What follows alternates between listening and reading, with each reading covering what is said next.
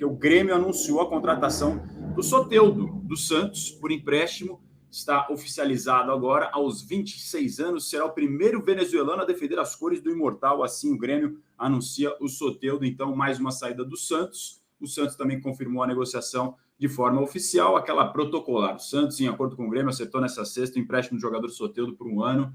Aquela coisa mais fria, claro, do lado do Santos. E o Grêmio fazendo até uma brincadeira anterior com uma referência de um outro personagem de filme dos Fred Flintstones e tal, voltando da praia, depois até anunciar a contratação de forma oficial. Então, Soteldo por empréstimo, 1 ano, é reforço do Grêmio para a próxima temporada. Agora, falando de CBF... Será que sai o Ferreirinha? Porque eles têm características muito parecidas, né? E o São Paulo quer. São Paulo quer o Ferreirinha. Pode ser um indício, não tenho nenhuma apuração, só estou falando que parece assim, são jogadores que jogam na mesma faixa de campo, enfim. Sim, pode ser. Para livrar a vaga de um e entrar outro, até em questão salarial, de repente, também. São Paulo tem a intenção de contratar o Ferreirinha, o André Hernan tem informado a respeito disso aqui nos últimos tempos. A gente tem falado nos últimos dias aqui nessa semana sobre a CBF e tivemos capítulos importantes nos bastidores agora nesses últimos dias. Vou começar contigo, Rodrigo, primeiro falando sobre o pedido negado para manter a destituição do Edinaldo. O STJ negou esse pedido do MP e o Edinaldo segue fora, é isso?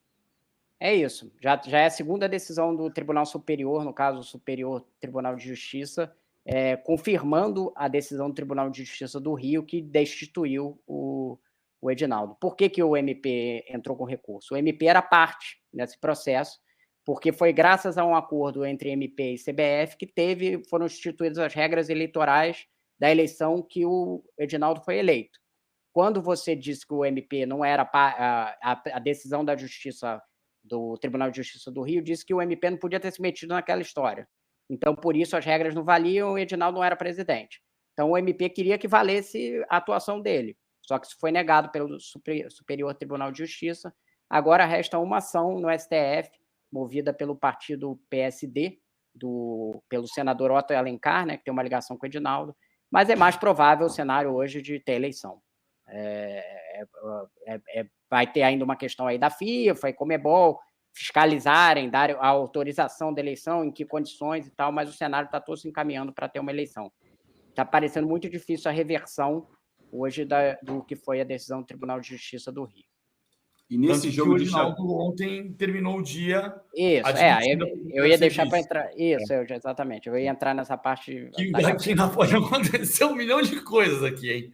É bom conversando com o Rodrigo, porque ele vai ter informação, eu vou ter outra, uma coisa pode ir de encontro ou ao encontro da outra. Até complementar, porque eu acho que a gente ouviu pessoas de lados diferentes, assim, então eu acho que a gente vai construir um quadro aqui.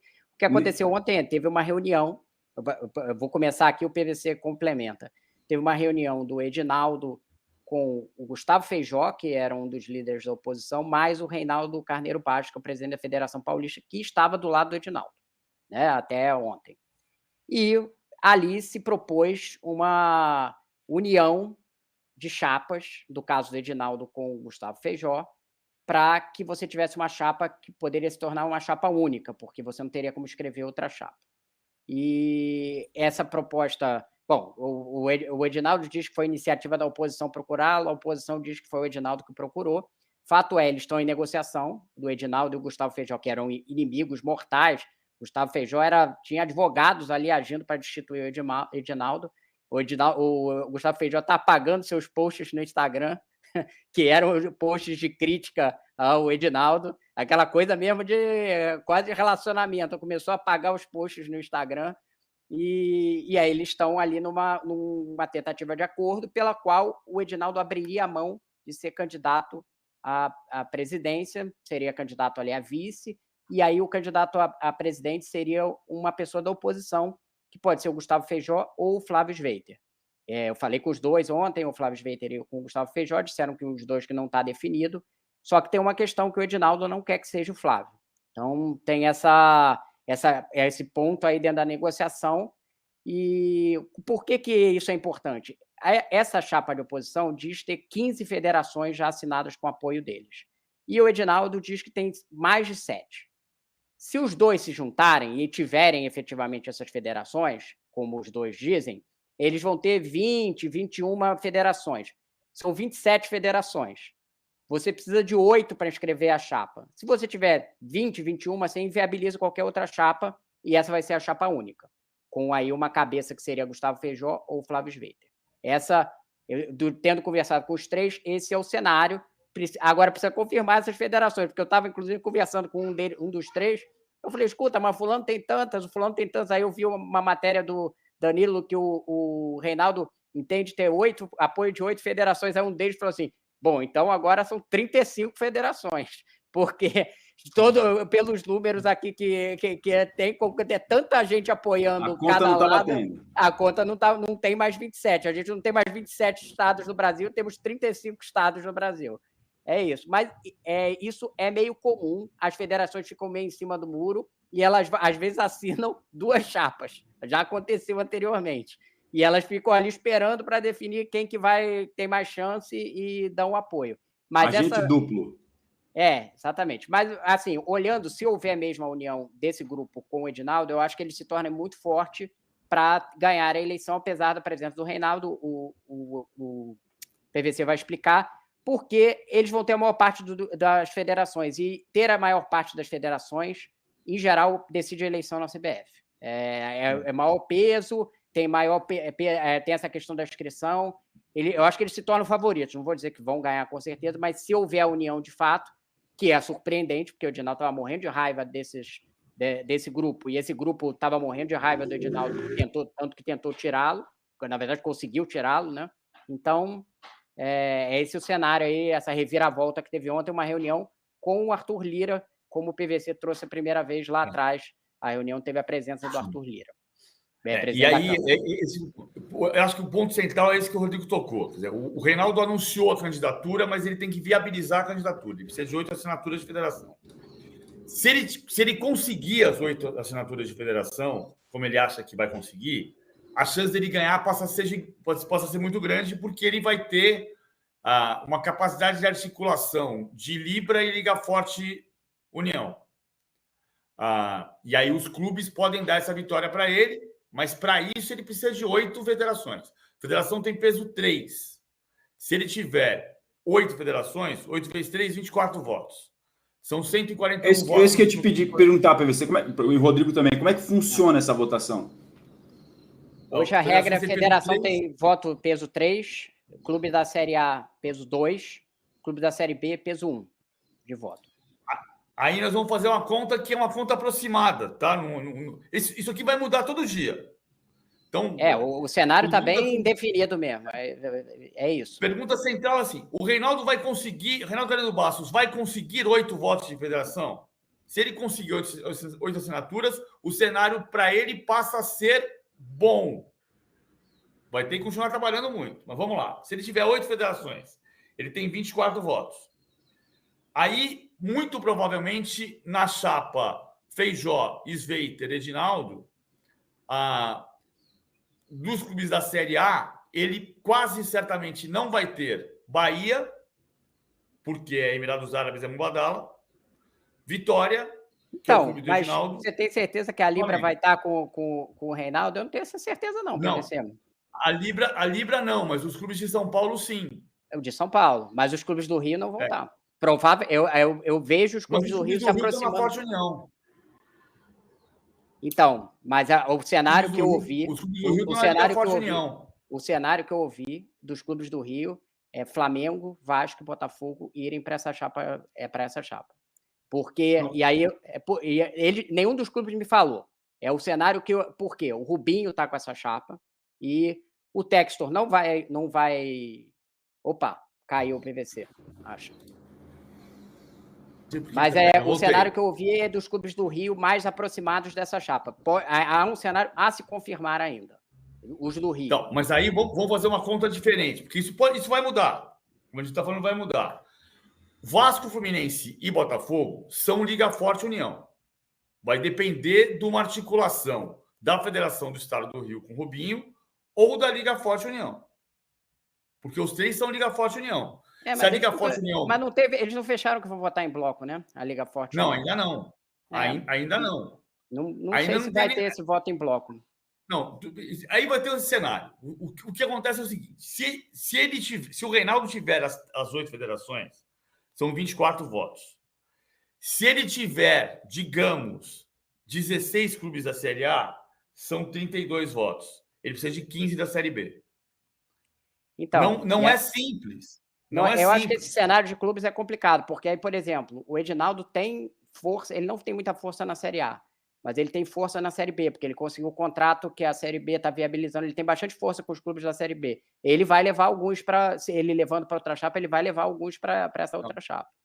Agora, vamos voltar para o que aconteceu ontem. É aí a história de Arthur Lira, reforma tributária sendo votada anteontem, e ele ligando para a federação. Não, escuta, vem comigo, estamos juntos, Feijó está comigo, o Edinaldo também está. O Reinaldo Carneiro Bastos viajou para Brasília imaginando que ele ia viabilizar o retorno do Edinaldo, ele ia negociar o retorno do Edinaldo. Quando ele entrou no gabinete do Arthur Lira, estavam o Edinaldo e o Feijó. E o Edinaldo vira para o Reinaldo e diz: não, já estou perdendo, eu vou ser vice dessa chapa. Que também não está certo, porque a chapa pode ser encabeçada pelo Flávio Zeta e ele tem o Gustavo Feijó como vice, que foi uma coisa que surgiu hoje de manhã com muita força, que a chapa pode ser outra. Pode ser Zeta e Feijó. O Edinaldo precisa entregar as federações para conseguir a vice dele. Essa foi a informação que eu tive. É bem por aí. E quem está trabalhando pelas federações, passando a mão no telefone desde a semana passada, enquanto tinha que articular a aprovação da reforma tributária, é o Arthur Lira, que está ligando para clubes e federações do Nordeste. Então tem um jogo peso pesado acontecendo.